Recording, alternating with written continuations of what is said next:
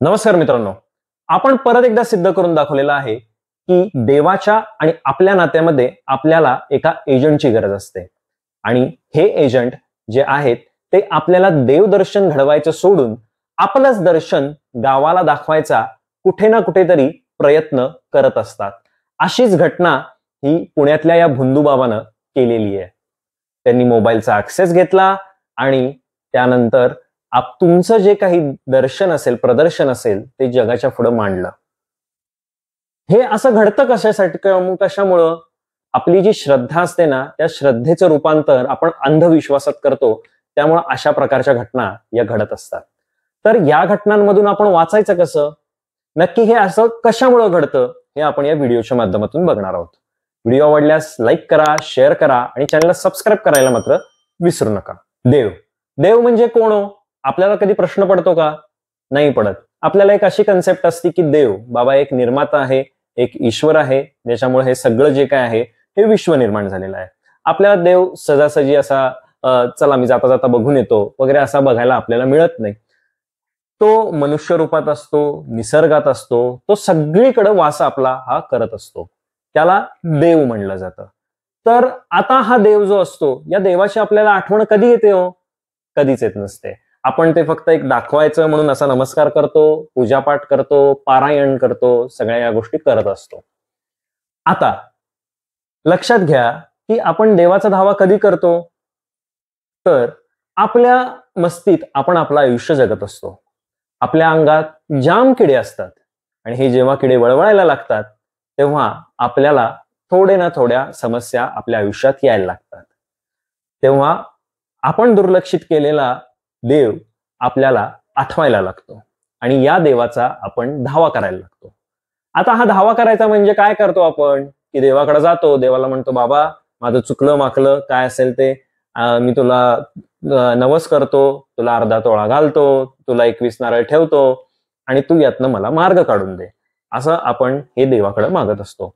मग प्रत्येकाला असं वाटतं की आता देवाकडे मी जातोय पण देव मला काहीच दाखवत नाहीये किंवा मला काहीच देत नाहीये. मी एवढं पुण्य करतोय परंतु मला यातून काहीच मिळत नाहीये. तर मी काय करावं, कसं करावं, माझी कुठं पुण्याई कमी पडतीये का, असं आपल्याला वाटायला लागतं. मग आपण काय करतो की ज्याचा थोडाफार यातला अभ्यास आहे, देवाचा, अध्यात्माचा, जे काही म्हणायचं ते मला ते म्हणा, त्याचा अभ्यास आहे, या व्यक्तींकडे आपण जायला लागतो. तर हे व्यक्ती काय करतात? हे व्यक्ती म्हणत असतात मी देवाची सेवा करत आहोत आणि तुम्हालाचा जो निरोप आहे तो देवाच्या माध्यमापर्यंत पोचवायचा प्रयत्न करतो. यामध्ये होतं काय? मी सगळ्यांच्याच बाबतीत आहे असं नाही. यामध्ये होतं काय? देवाचं महत्व जे आहे ना हे कमी होऊन जातं. आपलं महत्व जे आहे ना हे कमी होऊन जातं. परंतु हे जे मधले लोक जे असतात ना त्यांचं महत्व खूप वाढतं. आणि जर बघायला गेलं तर 99.99% लोक जे आहेत हे आपलं महत्व वाढवून घेण्यात हे बसलेले आहेत. ते त्यामध्ये तरबेज झालेले आहेत. जो खरा देवाचा भक्त असतो, जो देवाचा सेवक असतो, तो गोष्ट त्या घडणाऱ्या ज्या संसारातल्या गोष्टी आहेत त्यामध्ये स्वतःला कुठंच घेत नाही. तो देव आणि तुमचं जे नातं असतं ते कनेक्ट करून देतो. परंतु हल्ली इतके गुरु झालेत, इतके महाराज झालेत, नाना, तात्या, मामा, काका, की तुम्ही विचारूच नका. अक्षरशः बाजार झालाय, बाजार. आता हे जे गुरु म्हणा, ताई, अक्का, मामी वगैरे असे मी आता सध्या इंस्टाग्राम, सोशल मीडियावर आपल्याला खूप बघायला मिळतात. मी माझे काही स्वतःचे एक्सपिरियन्स सांगेन. आणि यामध्ये 2 प्रकारच्या व्यक्ती असतात, लक्षात घ्या. एक व्यक्ती असतात त्या खूपच साधं सोजवळ बोलणारे असतात आणि ज्या दुसऱ्या व्यक्ती असतात तर तो थोडं कडक एकदम हे देवाचा आलाय, देव अंगात आलाय, देवी अंगात आली आहे, असं झालंय, तसं झालंय, आई आली अंगात वगैरे असं म्हणून तुम्हाला लुबाडणारे असतात. एक पहिला एक्सपिरियन्स तुम्हाला मी सांगतो. काही दिवसापूर्वी माझ्या एका मित्राचा फोन आला. पुण्यातलं एक मोठं प्रस्थ आहे, त्याचा फोन आला की असं एक घरात एक पूजा ठेवली आहे आणि तू ये. तर ठीक आहे, तो पण त्यांच्या घरात पण दत्त महाराजांचं खूप करतात, मी सुद्धा दत्ताचा एक भक्त आहे आणि म्हणलं जाऊ आपण. मी गेलो पूजेला गेल्यावर दत्त महाराजांचा एक फोटो होता आणि अजून काही महाराजांचे फोटो तिथं होते. त्यांची काहीतरी जनरल एक पूजा चालू होती, पूजन वगैरे सगळं झालं. त्यानंतरची जी व्यक्ती आलेली होती ना, ती व्यक्ती बसली आणि ती काही काही वेगळं हे करायला लागली की आपण कोण, साधं उदाहरण नाव घेतो, अक्षय. ओके, अक्षय का? हा, ओके, बर, तुझा प्रॉब्लेम हा आहे ना, ठीक आहे. हा, स्वामींबरोबर मी आता परावणी केली, स्वामींबरोबर मी आता बोललो, स्वामी असं असं म्हणतायत, तुमचा प्रॉब्लेम असा आहे तसा आहे, ह्याच्यावर हे उत्तर आहे. नाना असं म्हणतायत, बाबा असं म्हणतायत, काका असं म्हणतायत, ह्याच्यावर हे उत्तर आहे. अशा अनेक महाराजांची, देवांची वगैरे त्यांनी नावं घेतली आणि ते सांगत होते की माझ्या मुखातून त्याच व्यक्ती बोलत आहेत. ही अशा अनेक साधू संतांची, महंतांची त्यांनी असं एक त्या अर्धा तासभरात नावं घेतली. मला काहीच प्रॉब्लेम नव्हता, त्यांचा कार्यक्रम चालू होता, जे काय चालू आहे ते बघत होते, सगळं होतं. त्यानंतर एक धर्मवीर चित्रपट आल्यापासून जे पाद्यपूजन सोहळा जो चालू आहे, तो पाद्यपूजन सोहळा पार पडला. म्हणजे विचारूच नका तुम्ही, काय त्याला ते स्वरूप, अतिशय साधे बोळे, म्हणजे अगदी असं गंध साधं. हो का? हो ना, सगळं जे काय असेल ते मी त्यांच्याशी बोलतो आणि तुम्हाला मी सांगतो. म्हणजे जरा मी बाबा मी फोन लावतो त्या महाराजांना आणि तुम्हाला सांगतो. मला कुठल्याही प्रकारचं यात हे नाहीये. माझा प्रॉब्लेम कुठे आहे तुम्हाला मी सांगतो, माझा मुद्दा कुठे आहे ते तुम्हाला सांगतो. त्यानंतर ते सांगायला लागले की माझे जे आहेत भक्त, ते हे आमदार आहेत, ते खासदार आहेत, हा राजकीय व्यक्ती आहे, तो बिझनेसमॅन आहे, हे सगळं मोठ्या लोकांची नावं घेत होते. मग दक्षिणा द्यायची वेळ आली. गुरुदक्षिणा म्हणून साधारण काहीतरी 1,00,000 सव्वा लाख रुपये काहीतरी त्यांनी त्यावेळी दिले तिथं. मला समजलं नाही की म्हणजे 1,00,000 सव्वा लाख रुपये कशाचे, 1,00,000 सव्वा लाख रुपये कशाचे, दक्षिणा कशाची. मी म्हणलं ठीक आहे, आणि काही महाराजांना प्रश्न असतील विचारायचे, कोणाला विचारायचे का वगैरे, काय करायचंय.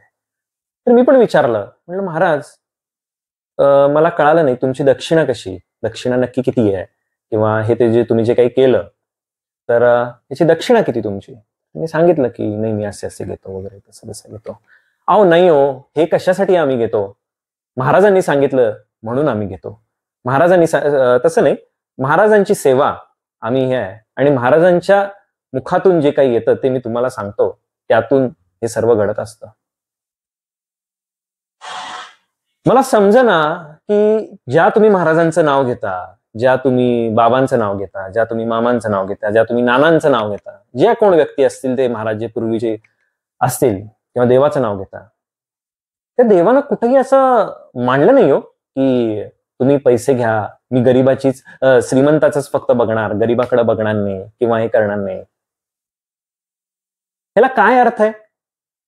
तुम्ही देवाचं नाव का घेताय? मग त्यांचे म्हणून तुम्ही एवढे पैसे घेता, मग गरीबाचं पण तुम्ही करायला पाहिजे. हे जे कोणी तुम्ही जे काही व्यक्तींची, महापुरुष संतांची नावं घेताना, त्यांनी कोणाचा 1 रुपया घेतला नाही हो.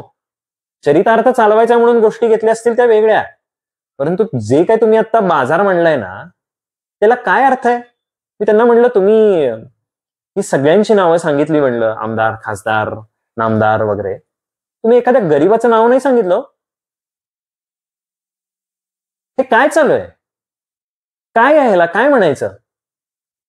आणि चर्चा जी आहे ती फक्त माझी चालू आहे, माझी. मी कसं केलं, मी तुमचा आणि यांचा संपर्क कसा घडवून आणला, मी आणि हे कसं केलं. अरे तू एक सेवक आहेस, तुझं महत्व का वाढवून घेतोयस? आणि लोकांना तुम्हाला समजायला पाहिजे, तो साधेभोळेपणाला बोलतोय किंवा हे करतोय, तुम्ही त्याचं महत्व का वाढवताय? ठीक आहे, तुम्हाला तुमचा कुठं तर मार्ग चुकत असेल म्हणून हे जे काही एजंट्स लोक आहेत त्यांनी तुम्हाला दाखवलं असेल की कसं जावं, काय जावं. खरं तुम्ही एजंटाचं महत्व का वाढवताय? तुम्ही देवाला महत्व द्यायला पाहिजे ना. तो कोण माणूस आहे, काय माणूस आहे, त्याला काय अर्थ आहे? हे झाले साधे बोळे. त्यानंतर आता दुसरे जे येतात ते खूप भयानक आहेत. ते गाव भागात, खेड्यापाड्यात खूप ट्रेंडिंग मध्ये आहेत, शहरात सुद्धा आहेत, खूप ट्रेंडिंग मध्ये आहेत. त्यांच्या अंगात देव येतात म्हणे, देव येतात, वेगवेगळ्या प्रकारचे महाराज येतात, सगळेजण येतात लोक. आणि ते तुमच्यातलं भूत उतरवतात, प्रेत उतरवतात. आणि कसं उतरवतात? काही व्हिडिओ बघतो, लाजा वाटतात मला या लोकांच्या, येड्या लोकांच्या. एक मी व्हिडिओ बघितली, एक म्हणजे अशा अनेक व्हिडिओ आहेत, एक व्हिडिओ बघितली, त्यामध्ये त्या बाईला काय झालेलं असतं माहित नाही. असे सगळे आजूबाजूला लोक बसलेले असतात. तो कोण, तो दादा बिदा काय असतो, तो असं सोन्यात गळ्यात असं वगैरे घातलेलं असतं सगळं त्यानं, आणि तो त्या बाईला मांडीवर घेऊन बसलेला असतो. तो असं काहीतरी ते मागं देवाचं गाणं लावलं असतं, ढंकडक टकडक टकडक टकडक गाणं लावलेलं असतं रीलमध्ये. तो पाणी पितो, तोंडात काहीतरी घेतो आणि ते त्या बाईला देतो. तो कशानं देतो तर ते तुम्ही ते रीलमध्ये बघितलं असेल. मला त्या बाईच्या नवऱ्याला प्रश्न विचारायचा आहे की बाळा, तुला लाज कशी वाटत नाही रे? हेच जर ही स्त्री शेजारच्या माणसाबरोबर एक दोन शब्द जर गोड बोलली तर तू तिला नाही नाही ते बोलला असतास, घटस्फोटापर्यंत तुझी ती गोष्ट गेली असती. आणि आज तुझी पत्नी, जिला सावित्री म्हणलं जातं, ती दुसऱ्या माणसाच्या मांडीवर बसली आहे, तो नाही नाही ते कृत्य करतोय आणि ते सोशल मीडियावर अपलोड करतोय. कुठं गेलं रे तुझं पुरुषत्व? कुठं झुकलेलं तुझं पुरुषत्व? समजायला नको तुम्हाला या गोष्टी? अंगात आलं, तुम्ही देवीचा मुखवटा बसवायलाच हवा, तुम्ही या गोष्टी करायलाच हव्यात. कशासाठी? तुम्ही देवाचे जर आहात ना, देवानं सांगितल्याप्रमाणे जर तुम्ही वागत आहात ना, तर एक गोष्ट लक्षात घ्या. मी ते बघितलं, ते देवाचा मुखवटा देवीचा मुखवटा बसवायला पाहिजे, ते सगळं आणायला पाहिजे, सगळं करायला पाहिजे. मी सुद्धा घरात करतो, आम्ही सुद्धा घरात करतो, प्रश्नच नाही. परंतु त्या महाराजालाच बोलवायला पाहिजे, त्या बाबालाच बोलवायला पाहिजे, तर तो कार्यक्रम व्हायला पाहिजे. गावाकडे लाख लाख रुपये, 1.5 लाख रुपये खर्च करतायत. त्या बाबाला बोलवायचं, तो डीजे घेऊन येतो, तो त्याची बरोबर 4-5 माणसं असतात, त्याचा डान्स होतो, गळ्यात सोन्याच्या चेना, असं हे लावायचं, देवाचा नमस्कार करायचा. काय लावलंय काय तुम्ही? आणि हे असले प्रकार सोशल मीडियावर टाकायचे.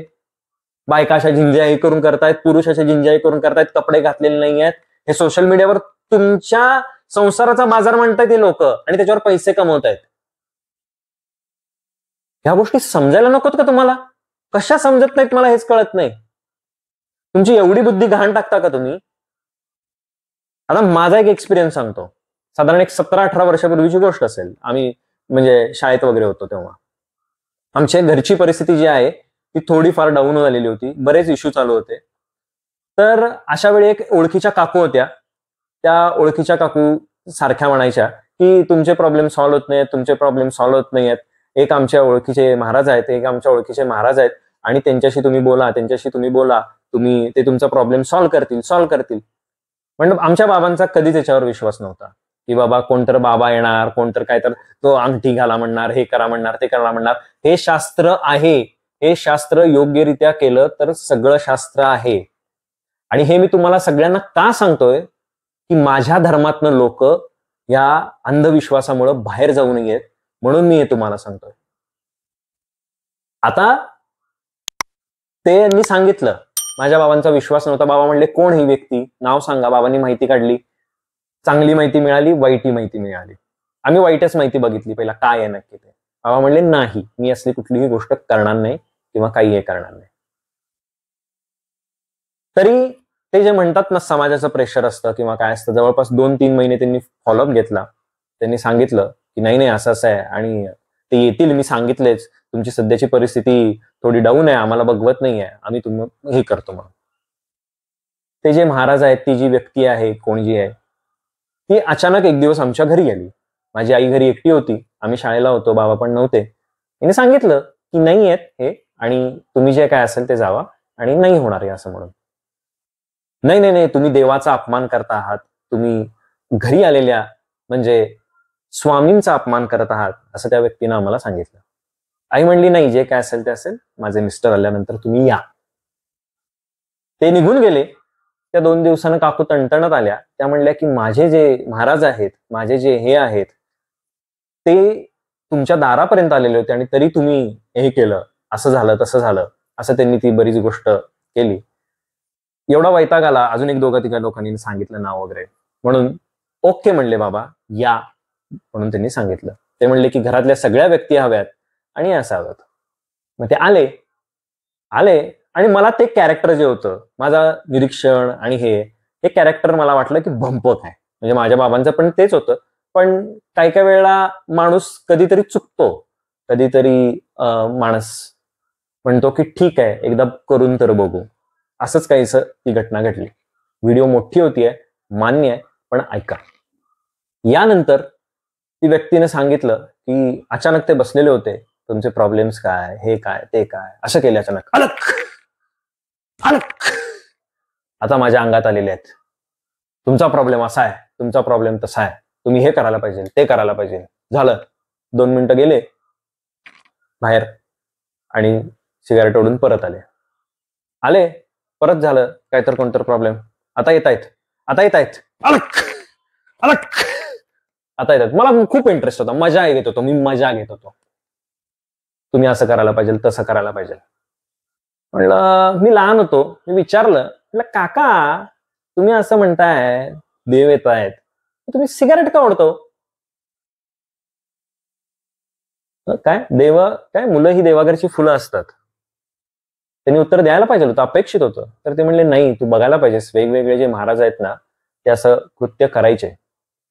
म्हणलं ठीक आहे, महाराज करत असतील, तुम्ही करायचा काय प्रश्न आहे म्हणलं. त्याच्यावर मला त्यांनी उत्तर दिलं नाही. लहान आहेस तू गप्प बस म्हणून सांगितलं.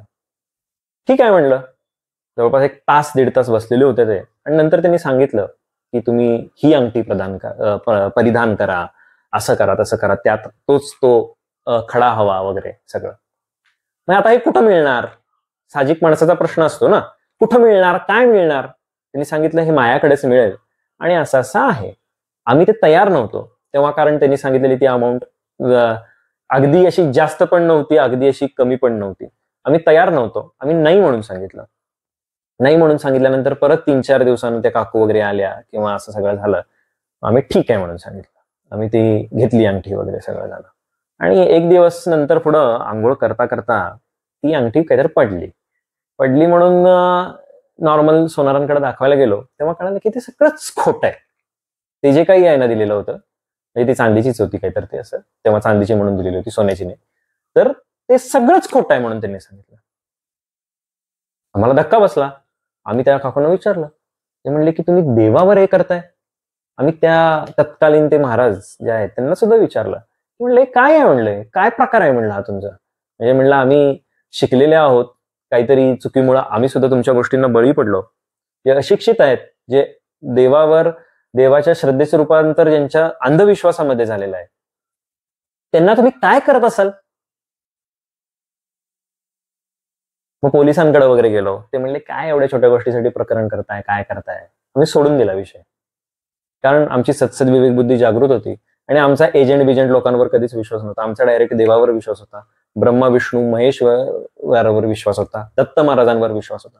बाकी मधल्या कुठल्याही एजंटची आम्हाला गरज नव्हती आणि गरज नाहीच, आणि नसावी सुद्धा तुम्हाला कुठल्याही मधल्या एजंटची. डायरेक्ट कॉन्टॅक्ट, आणि डायरेक्ट कॉन्टॅक्ट तुम्ही करू शकता. आणि देव जो आहे ना, तो देव तुम्हाला प्रत्येक स्वरूपात दिसत असतो.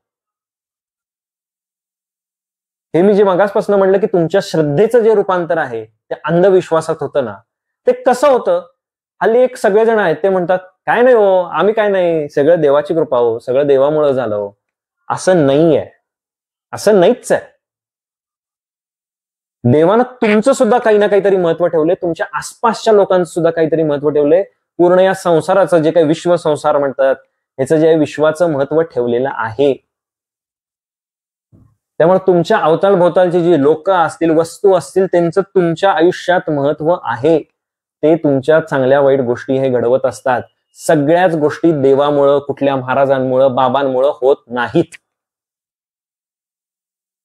मग तुम्ही अगदी छोट्या मोठ्या गोष्टीसाठी सुद्धा या बाबा, काका, नानांचा आधार घ्यायला लागतात. म्हणजे अशी लोक बघितलीत, नाही आता माझ्या मुलग्याचं 80% मार्क पडलेत, आता इकडं ऍडमिशन घेऊ का तिकडं घेऊ, आता आमच्या घराचं शिफ्टिंग करायचं आहे, आम्ही इकडं घेऊ का तिकडं घेऊ. याला म्हणतात श्रद्धेचं अंधविश्वासात झालेलं रूपांतर. आणि हे होतच. त्यामुळे श्रद्धा जी आहे ती मर्यादित ठेवावी. आणि तुम्ही काय करता माहितीये का, हल्ली बघितलं नाही हो, त्या बाबांकडे गेलो, त्या बाबांमुळे झालं सगळं, ते ह्याच्यामुळे झालं. अरे तो तुझ्या बरोबरचा साथीदार आहे, तुझी बायको आहे, नवरा आहे, तुझ्या घरातले आहेत, त्यांनी जी मदत केली त्याचं कुठं गेलं तुझं? माणसा माणसात देव आहे, वस्तू वस्तूमध्ये देव आहे. श्रद्धा ही देवावर असावी, देव हा नक्कीच आहे, परंतु तुमच्या श्रद्धेचं रूपांतर अंधविश्वासात होऊ देऊ नका. मी अंधविश्वास म्हणतो, अंधश्रद्धा नाही. अंधश्रद्धा वेगळी झाली पूर्णपणे. अंधविश्वासात रूपांतर होऊ देऊ नका. आणि तुम्हाला देवाबरोबर संपर्क साधण्यासाठी कुठल्याही एजंटची गरज नाहीये, हे लक्षात ठेवा. हे असे अनेक बाबा, नाना, तात्या, मामा, महाराज हे येत राहणार. त्यामुळे आपली सत्सद बुद्धी थोडी जागृत ठेवा. आपण संकटात आहोत तेव्हाच फक्त देवाचा धावा करू नका. आपलं जेव्हा चांगलं चुंगलं चालू आहे तेव्हा सुद्धा तुम्ही देवाचा धावा करा. तेव्हा कुठं या सगळ्या गोष्टी ज्या आहेत त्या सुधारतील. माझा हा व्हिडिओ बनवण्याचा एकच उद्देश आहे की माझ्या धर्मातून, माझ्या देवांपासून लोक या श्रद्धेतून घडणाऱ्या अंधविश्वासामुळे दूर होऊ नयेत, एवढीच माझी इच्छा आहे. व्हिडिओ आवडल्यास लाईक करा, शेअर करा, चॅनलला सबस्क्राईब करायला विसरू नका. आणि महत्वाचं म्हणजे तुमचं बहुमूल्य मत जे आहे ते कमेंट बॉक्समध्ये जरूर मांडा. तोपर्यंत धन्यवाद.